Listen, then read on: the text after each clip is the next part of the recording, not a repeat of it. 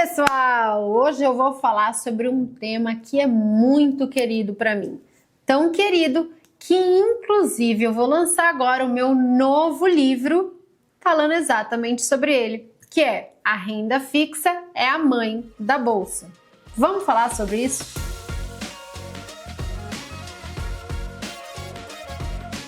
A renda fixa é como se fosse a correnteza que guia as águas do mercado financeiro. Então, quando a correnteza vai para um lado, ela leva muitas coisas com ela. Quando a correnteza está contra você, você precisa ter o melhor barco, a melhor pá, precisa fazer muita força, ser um grande esportista para conseguir remar contra a correnteza, remar contra a maré. Por outro lado, se você vai remar a favor da maré, você não precisa ser o melhor investidor. Você escolhe lá meia dúzia de coisas e você já vai muito longe naquela toada a favor da maré.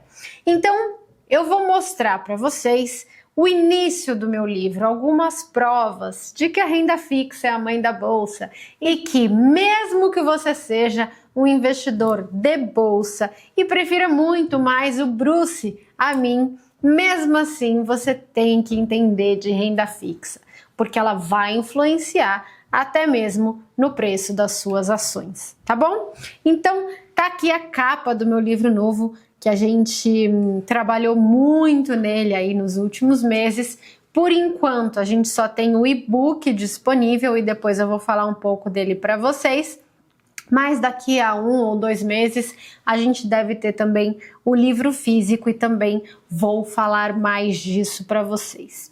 Mas tem um gráfico aqui que eu gosto muito, aliás, 2 gráficos que eu gosto muito, que eu acho que explicam bem o que eu quero dizer. Aqui eu quero mostrar para vocês como que se comportou a bolsa americana em relação a oscilações na taxa de juros. É importante mencionar que os Estados Unidos, ao contrário do Brasil, não tem grandes oscilações da taxa de juros. Esse último ciclo de alta, por exemplo, a gente viu de 2021 ou 2022 até agora, a taxa de juros americana ir de quase 0 para um patamar de 5, né? Quer dizer assim, não é uma mudança muito grande. Uma empresa não deixa de ser rentável porque o juro está a 5, porque ela paga 5% na dívida dela, né? Ela não deixa de ser rentável. Já no Brasil, a taxa de juro nesse mesmo período foi de 2% para 15%. É uma diferença muito grande. É uma oscilação de ciclo econômico, é uma oscilação de maré brutal. Mas nem sempre os Estados Unidos teve uma taxa de juro tão baixa assim. E aqui esse gráfico mostra as oscilações, as grandes oscilações de taxa de juros nos Estados Unidos e o impacto dessas grandes oscilações no preço da bolsa. Então a gente consegue ver, por exemplo, que a alta de juro de 1921 fez com que a bolsa caísse bastante, né? Então a gente viu aqui uma alta de juros seguida de uma queda no preço sobre lucro da bolsa americana e depois uma tendência de queda nas taxas de juros posteriores e uma alta do preço sobre lucro nos Estados Unidos. E na alta de juro de 1980, né, dos choques do petróleo que a gente teve um em seguida do outro, a taxa de juro americana subiu bastante também para níveis super altos de 15%, 16%, níveis que a gente não via, né, a taxa de juro americana baterem. E aí você viu também uma queda muito forte da bolsa americana. Por outro lado, desde 1980, a gente só vê um grande ciclo de queda nas taxas de juros americanas. Olha o que eu estou dizendo aqui. Desde 1980, a gente vê um longo ciclo de queda e, consequentemente, um longo ciclo de alta da bolsa e da precificação da bolsa americana. O que faz a gente se perguntar, nós os macroeconomistas, se existiria Warren Buffett ou investidores de valor, investidores de longo prazo, value investors, se existiria esses investidores se a gente não tivesse um longo ciclo de queda na taxa de juros desse mesmo país. Será que o Warren Buffett seria o mesmo? Né? Porque vamos lembrar que o Warren Buffett começou inclusive com small caps. Ele mesmo fala isso, ele pegava empresas que ninguém olhava, né, que estavam muito mal precificadas e que teriam um potencial de ganho muito maior.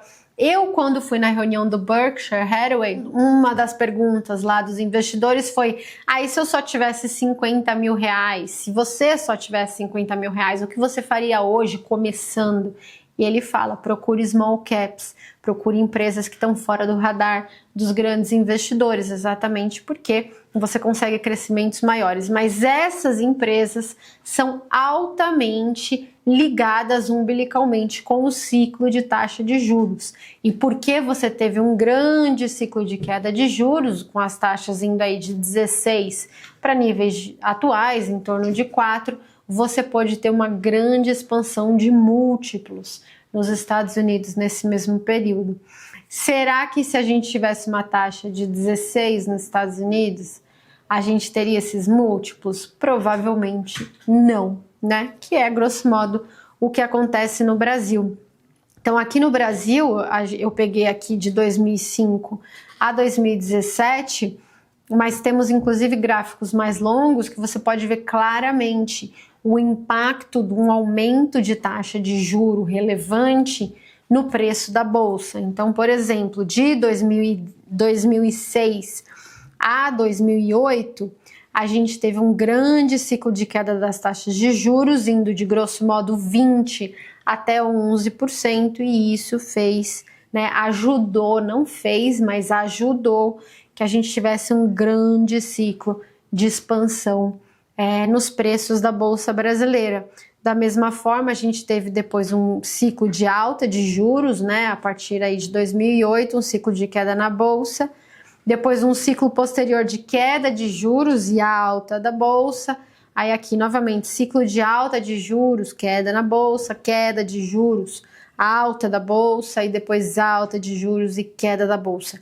E o que a gente vai ver aqui de 2017 para frente é também um longo ciclo de queda de juros e um longo ciclo de alta da bolsa, tá?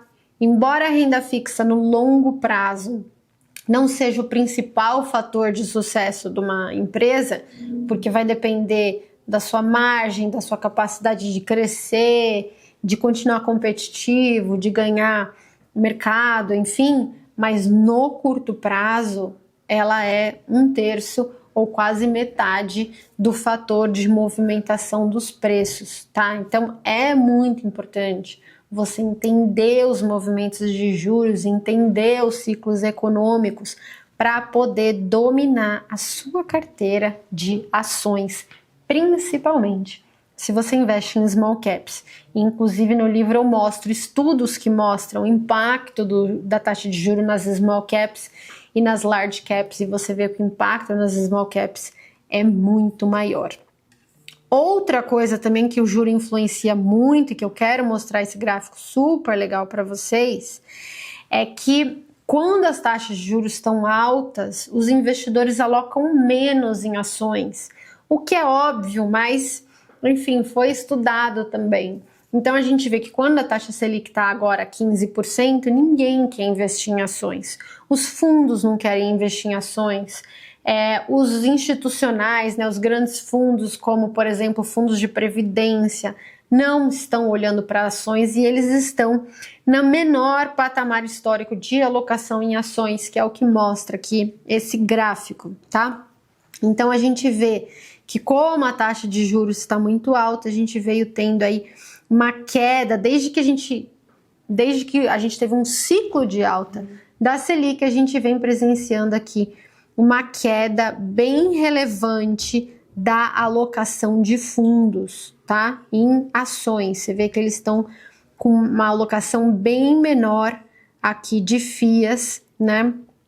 Dada a Selic média do período, que é esse cinza mais claro. Então a gente percebe uma alocação de FIAs caindo bastante, inclusive a menos da metade do que era anteriormente. E quando os investidores sacam dos fundos de ações, o que os fundos de ações têm que fazer? Eles têm que ir ao mercado, vender as ações para fazer jus aos saques. Quando eles fazem isso, eles derrubam o preço dessas empresas, mesmo que o fundamento delas esteja maravilhoso, exatamente por conta dessa queda na alocação, tá? Então você vê os preços caindo, mesmo com os fundamentos melhorando por conta da queda da alocação. Então esses dois gráficos aqui são super importantes para introduzir um pouco mais esse assunto na mesa, né? Que a renda fixa é uma renda bolsa e que para você controlar muito bem a sua carteira de investimentos, você tem que entender de ciclos econômicos. E claro, no livro eu explico o que são ciclos econômicos, como acompanhar os ciclos econômicos e aprender não a prever o futuro, que é o que todo mundo fala que é impossível, mas sim a reconhecer a fase do ciclo que você está e, portanto, reconhecer para onde está indo a correnteza, né? Então você chega lá no seu rio, no seu mar e reconhece, a correnteza está indo para lá, e aí você posiciona o seu barco à vela a favor da correnteza. É só isso a minha ambição aqui com esse livro. E se você que já leu o Renda Fixa Não é Fixa e gostou do conteúdo, quer também ter acesso ao conteúdo do Renda Fixa e a Mãe da Bolsa, eu vou deixar o link aqui embaixo. Lembrando que o acesso ao e-book é totalmente gratuito. A gente está finalizando ele, acredito que essa semana ou no máximo a próxima. Esse e-book já vai estar finalizado e você vai receber aí no seu e-mail gratuitamente, tá? Tem aí os dados, o link aqui embaixo e você pode ter acesso ao meu e-book gratuito. Lá para outubro, a gente já vai começar a distribuir os livros físicos e você pode, inclusive, dar de presente para aquele seu amigo que adora investir em ação, mas não sabe nada de ciclo econômico e renda fixa. E é isso, pessoal. Espero que vocês tenham gostado. Muito obrigada a todos e até a semana que vem.